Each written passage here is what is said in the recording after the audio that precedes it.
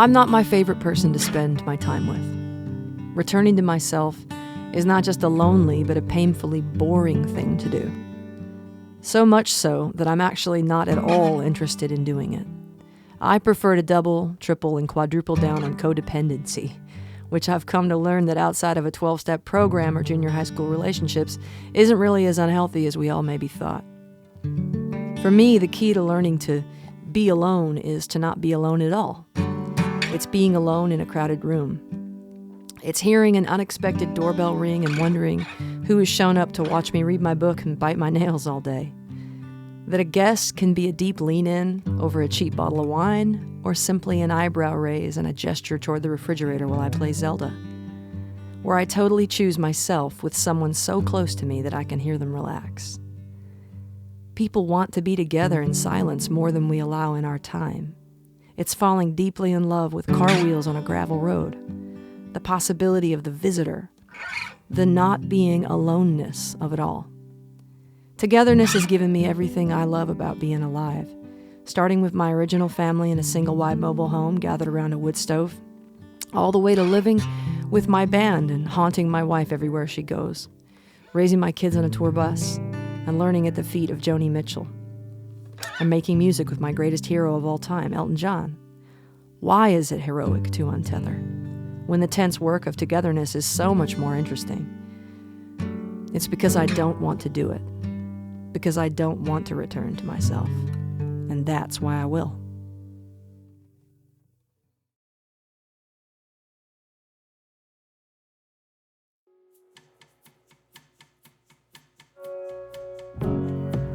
It's never been enough for any generation to be human.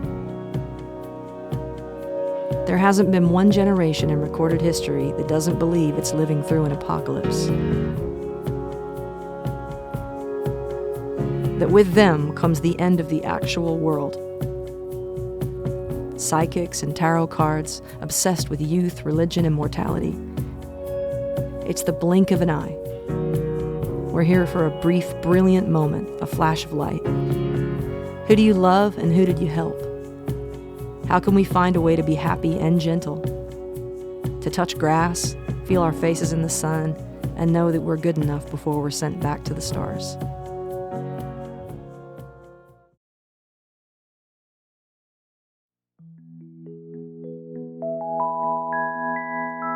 That moment when you've said too much.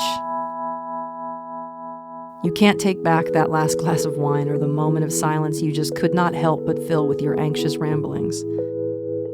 Falling into vulnerability traps set by someone who's unwilling to be vulnerable themselves. Jet-lagged and tipsy overseas, while a woman overseas. But in the end, it's always better to be known.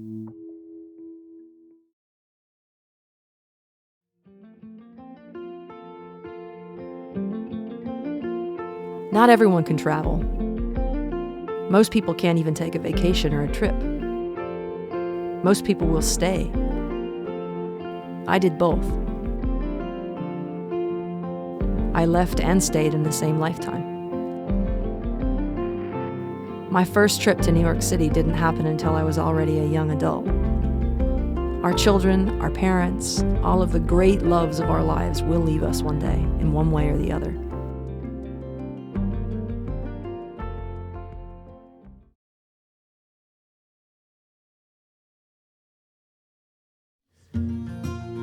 The way long relationships can become so easy they end. When does placid become stagnant? Serene become uninspiring, and peaceful become dead? When something new reminds you how to live, and you close the book on a once sacred day. If love is a feeling, I don't trust it.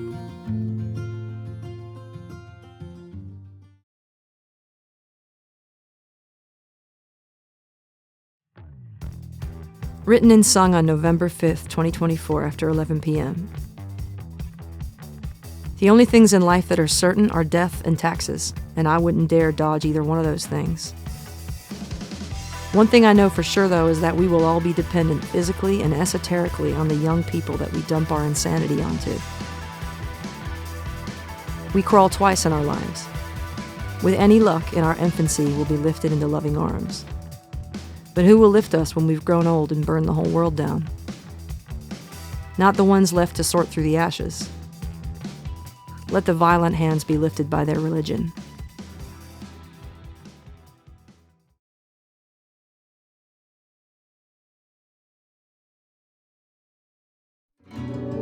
If I can't walk through Joni's gate and play her a song with a straight face, I won't write it. For this reason, I write a lot fewer songs. Joni is really one of the world's great wild women. The greatest and the wildest I've ever known. It took a long time and shedding of many layers of bullshit too. But in the end, I knew and can honestly say I was known by a wild, wild woman.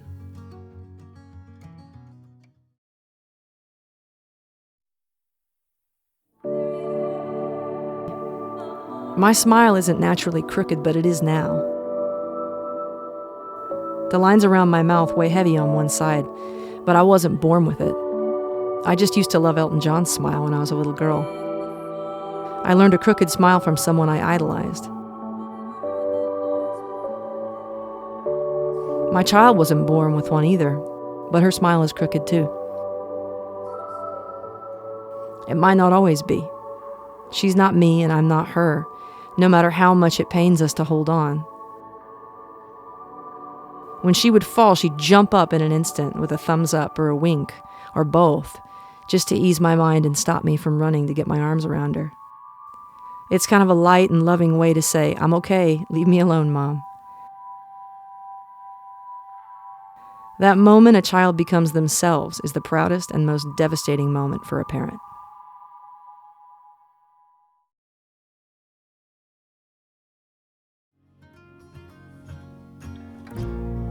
Okay, maybe some dependencies are a bit unhealthy. Most of my favorite ones are. The ones who've seen too much. The ones who hold the secrets from the other side of insanity. Catch your eye from across every room while a knowing smile creeps its way onto their beautiful face. These are the forever people. The blood brothers and pinky swearers. The cross my heart and hope to diers. No one knows us.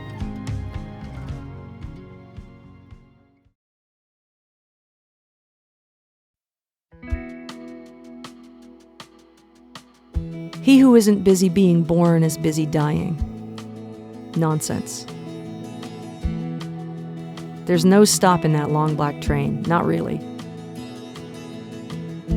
It isn't bleak. We start saying goodbye the moment we open our eyes, wanting to leave our mark on the world, wanting to feel everything, wanting our loved ones to know how we feel about them. Every mile, every kiss, every laugh is all part of the long goodbye. Keep it light, we're only human. With a blink of an eye, anything could change in an instant. So love like it.